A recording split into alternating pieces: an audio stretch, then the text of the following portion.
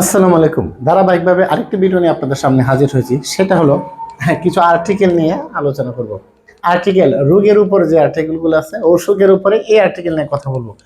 সাধারণত রোগের পূর্বে আর্টিকেল বসে না, তবে ছোট ছোট রোগের পূর্বে কিছু রোগ আছে, এদের পূর্বে আবার আর্টিকেল এ অথবা এন বসে। তার মানে কি, হি হ্যাজ গট এ কফ, মানে তার ঠান্ডা লাগছে।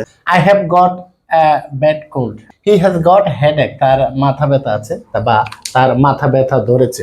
এটার মধ্যে কিন্তু এ হয়েছে। এগুলো ছোটখাটো রোগ।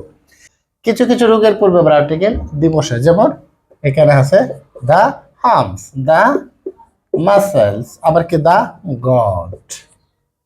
এই যে রোগ, এগুলোর পূর্বে আবার দি বসে। এখানে আবার আরেকটা আছে কি, যেমন I have been suffering from, এখানে আবার আর্টিকেল হবে না।